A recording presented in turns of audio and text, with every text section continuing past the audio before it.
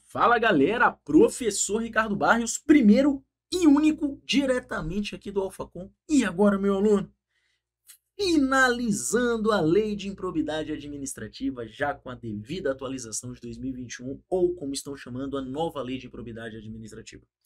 Esse bloco, muito técnico, muito procedimental. Mais uma vez, deixo o aviso, fiz o meu melhor no material, para que você tenha como ferramenta de consulta. Os assuntos desse bloco também, em sua maioria, não costumam ser cobrados em provas de agente, escrivão, técnicos administrativos, técnicos de tribunais até, e etc. Não costumam. Nada garante que continue assim. Agora, se você que está me assistindo for fazer um cargo de maior complexidade, como, por exemplo, delegado, analista, controle, fiscalização, isso aqui tem uma chance muito maior de ser cobrado. Ok? Então, assista a aula, leia o seu material e nunca se esqueça de resolver muitas questões.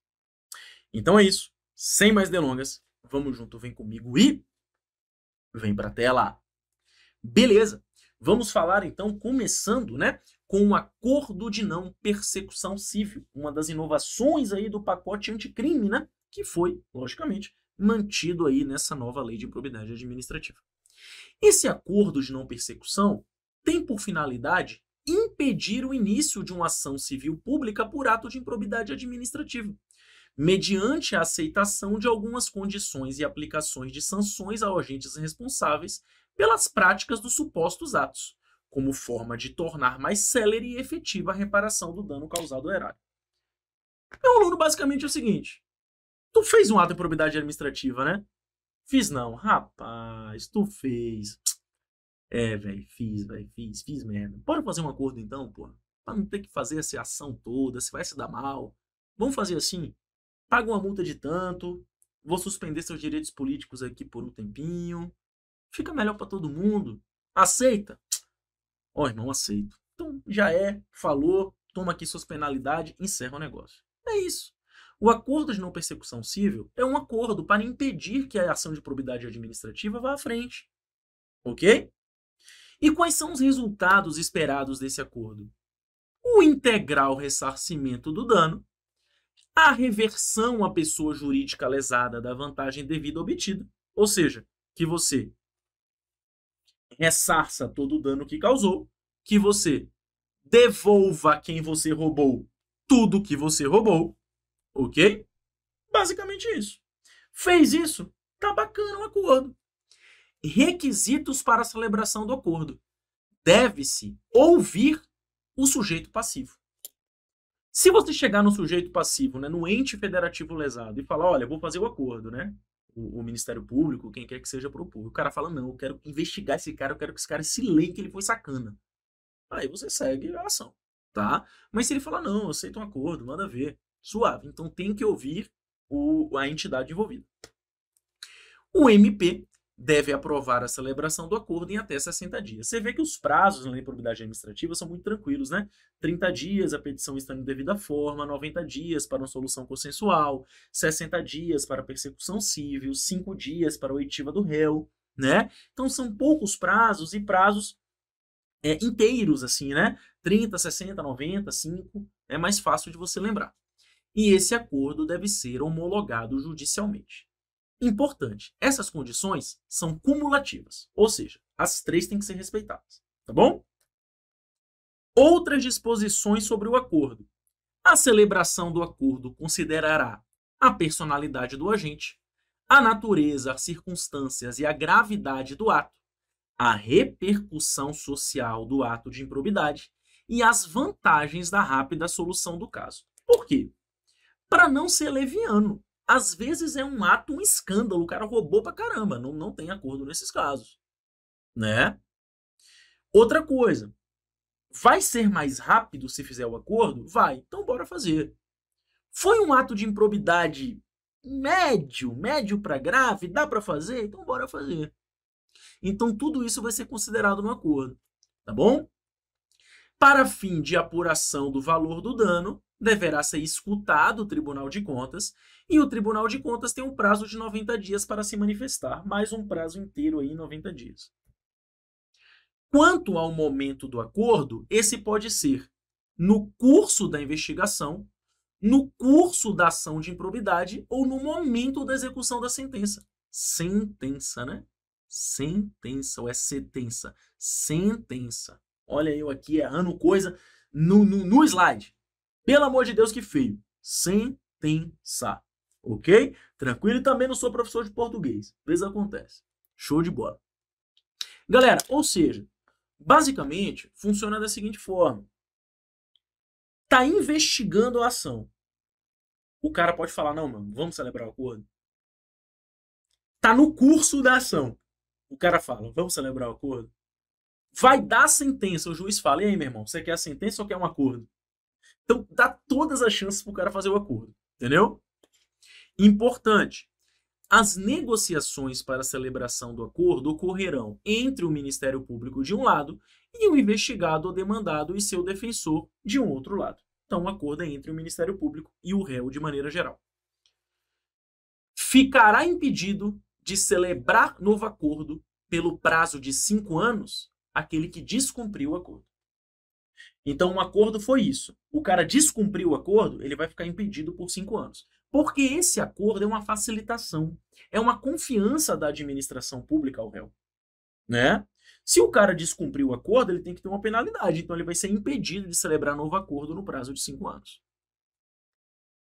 Consideração para aplicação das sanções. O que o juiz vai considerar para aplicar as sanções devidas? Tem que ser proporcional e razoável à ação. Tem que considerar a natureza, a gravidade e o impacto da infração. Tem que ver a extensão do dano causado, né, no caso aí de um dano à administração pública. O proveito patrimonial obtido, basicamente se o cara roubou pouco ou roubou muito. Agravantes, atenuantes e antecedentes do agente. A lei não vai definir aí quais são os agravantes e atenuantes, tá? Mas seria, por exemplo, agravante, estar em concurso, em quadrilha, já ter feito isso, agir em conluio, né? Atenuante, ser réu primário, ter bônus antecedentes, né? E por aí vai. E a atuação do agente em minorar os prejuízos advindos de sua conduta. Ou seja, o agente viu que fez merda, ele fala, caramba, fiz merda, então eu vou agir aqui para minorar essa merda que eu fiz. Ok? Então tudo isso aí vai ser considerado para aplicar a pena. Atenção! Na fixação das penas relativas a terceiros envolvidos, deve-se considerar a sua atuação específica, não admitida sua responsabilização por ações ou omissões para as quais não tiver concorrido. Lógico. Um terceiro está envolvido nessa ação de improbidade administrativa. Tem que individualizar e materializar a ação em relação a esse terceiro. Então tem que ver qual é a atuação específica desse camarada. Sempre lembrando, é necessário a presença do dolo. Mesmo o ato sendo ilícito, não havendo dolo, não configuram ação de improbidade. Ok? Características gerais das ações decorrentes desta lei, ou seja, da lei de improbidade. São ações repressivas e de caráter sancionatório, né, já que são sanções e repressões a quem praticou o ato. Não constitui uma ação civil, até porque o juiz pode converter em ação civil, se tem essa possibilidade. Então, a ação de improbidade administrativa não constitui uma sanção civil, é uma sanção de improbidade administrativa. Sendo então vedado seu ajuizamento para o controle de legalidade de políticas públicas e para a proteção do patrimônio público e social. Então, quando se fala em políticas públicas e seu controle de legalidade, não vai ser aplicada a lei de improbidade administrativa. Atenção! A sentença que constate enriquecimento ilícito e lesão ao erário, que são as mais gravosas, resultará na obrigação de ressarcir os danos e de reverter esses valores ilicitamente adquiridos, né? Em favor de quem? Da pessoa jurídica prejudicada. Simples, né? Disposições penais. Isso aqui já cai em prova, legalzinho, é bom você lembrar, tá bom? Seguinte, constitui crime a representação por ato de improbidade contra agente público ou terceiro, quando o autor da denúncia o sabe inocente, estando o autor sujeito à detenção de 6 a 10 meses e, não é ou, é e, multa, e indenizar o denunciado pelos danos materiais ou morais. Como assim? A lei de improbidade administrativa, ela não estabelece sanção penal. Mas ela tem uma disposição penal. Qual é essa disposição penal? Eu não gosto do meu coleguinha. Eu sei que ele não fez merda. Mas aí eu faço uma denúncia ardilosa e vou lá e denuncio ele no Ministério Público. Eu sei que ele é inocente. O Ministério Público vai ver isso aí, vai investigar, vai falar, meu irmão, não tem improbidade administrativa aqui não. Aí eu vou falar que estou sendo acusado. Cara, ele sabia que eu era inocente. Aí o Ministério Público vai investigar ele ou ela. Viu que ele é inocente, viu que ele sabia que eu era inocente, ele cometeu crime. Então ele vai ter que me indenizar e também vai ficar detido por 6 a 10 meses e pagar multa. Ok? Lembre-se, a natureza da sanção, apesar de a lei de improbidade administrativa não estabelecer sanções penais, como eu acabei de falar, a natureza da sanção, seja civil ou administrativa, pode coincidir com a sanção de natureza penal. Como assim? O cara pegou uma propina. Essa propina é um enriquecimento ilícito, é um ato de improbidade administrativa. Mas também é um crime contra a administração pública que está tipificado no Código Penal. Então é algo que coincidiu com a sanção penal. Ok? Tranquilo? Show de bola. Afastamento preventivo. O afastamento preventivo também é considerado, de certa forma, uma medida cautelar.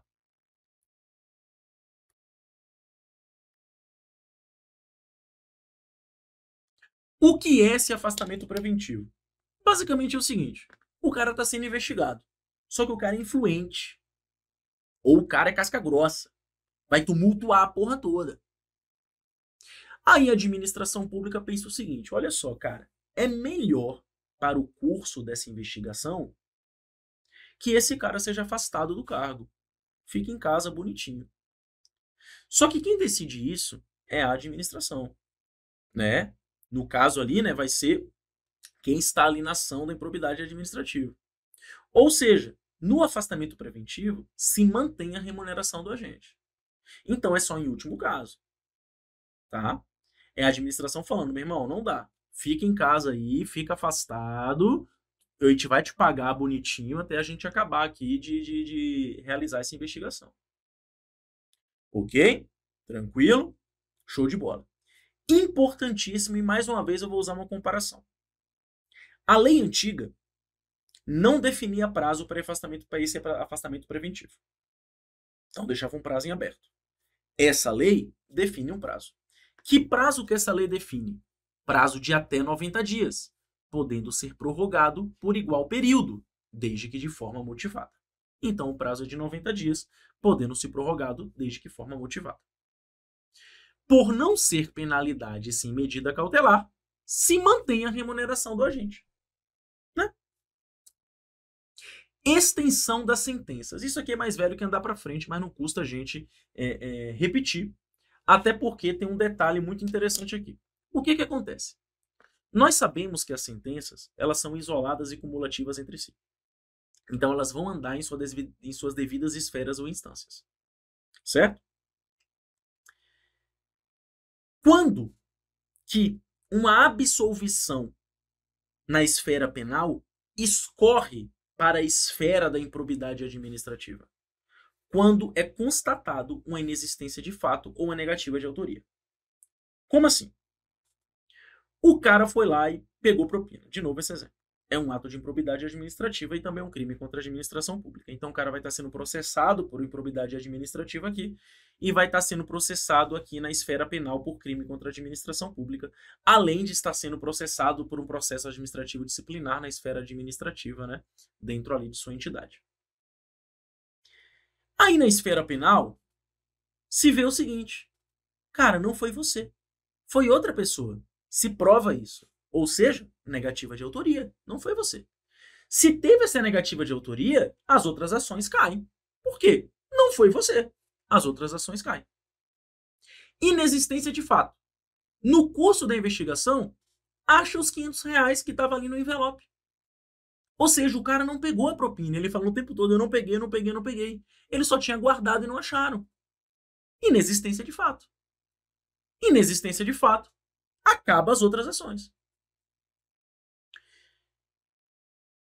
A pessoa foi absolvida por falta de provas na esfera penal. Falta de provas não escorre para as outras ações. Por quê? Porque não foi definido que não foi ele e nem foi definido que não teve fato. Pegaram? Qual é o grande segredo aqui e que é um prato cheio para a prova?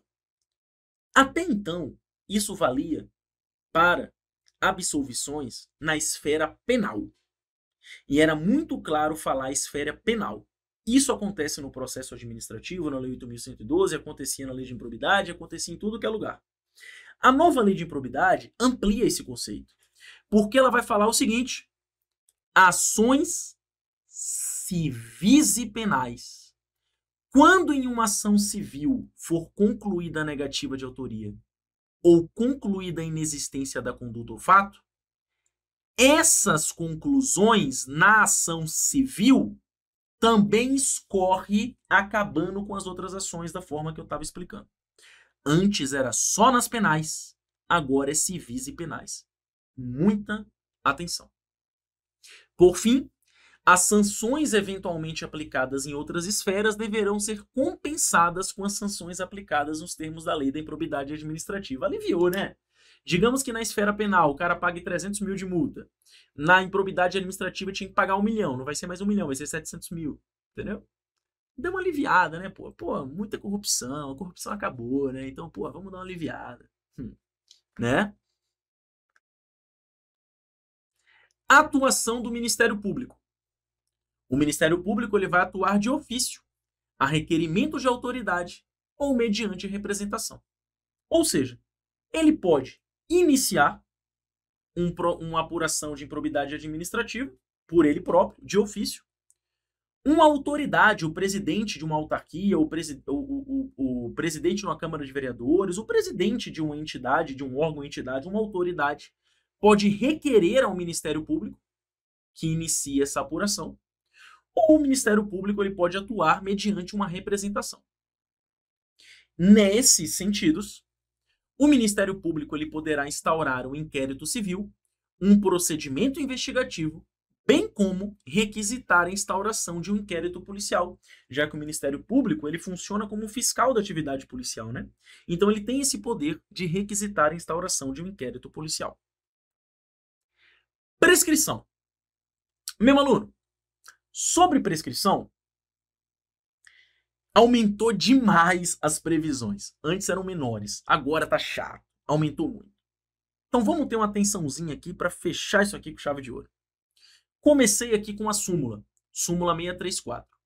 Ao particular, aplica-se o mesmo regime prescricional previsto na Lei de Improbidade Administrativa para o agente público. Que particular é esse?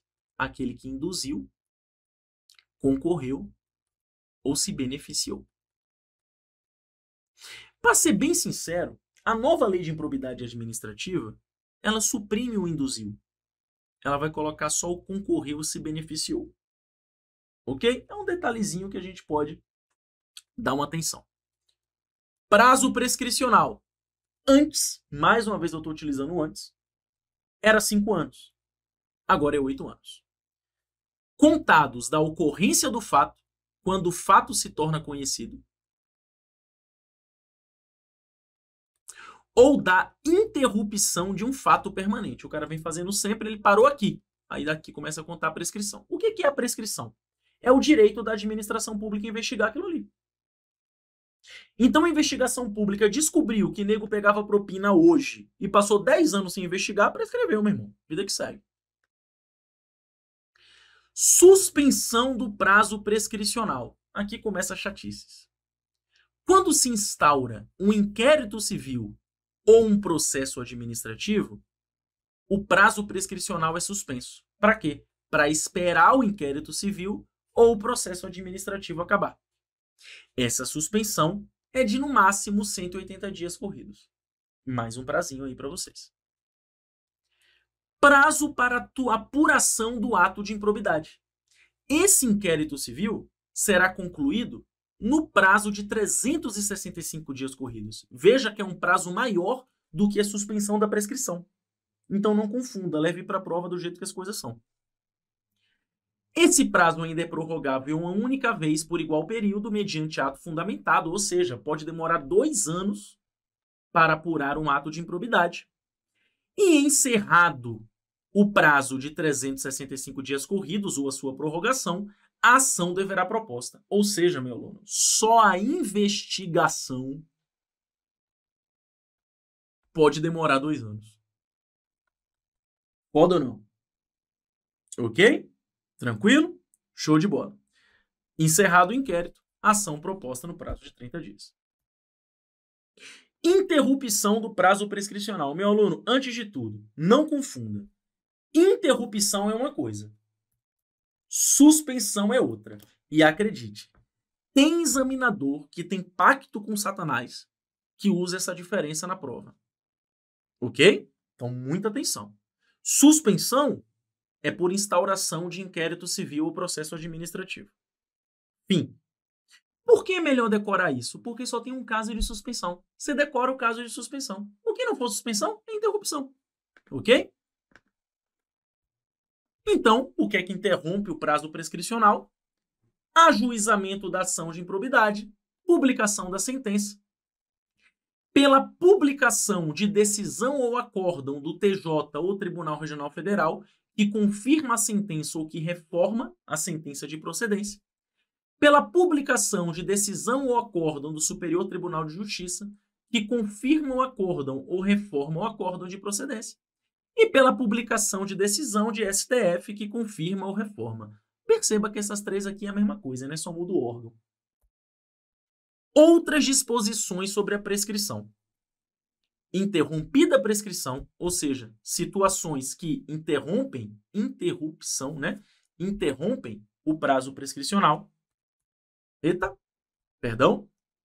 Interrompida a prescrição, o prazo recomeça a correr pela metade do prazo previsto, 8 anos. Ou seja, vai começar a correr pela metade, 4 anos, né? A suspensão e a interrupção produzem efeitos relativamente a todos que concorreram para a prática do ato de improbidade. Lógico, né? E nos atos de improbidade conexos ao mesmo processo, a suspensão e a interrupção relativas a qualquer deles estendem-se aos demais. Ou seja, são atos de improbidade que estão conexos ao mesmo processo. Então, se suspender um, suspende todos. Se interromper a prescrição de um, interrompe de todos. E com isso eu finalizo. Mas antes, eu quero deixar uma explicação final. No seu material, eu coloquei as súmulas pertinentes. E tem uma súmula muito interessante para você se lembrar, que fala sobre prescrição. É uma súmula de 2018, que ela fala o seguinte. Nas ações de ressarcimento, lembre-se, não é ação de lesão ao erário. Nas ações de ressarcimento dolosas, que hoje em dia tudo é dolosa, já que não existe mais a modalidade culposa, a ação é imprescritível. Ou seja, a penalidade de suspensão dos direitos políticos, ela pode prescrever. Perda da função pública, ela pode prescrever. Tá?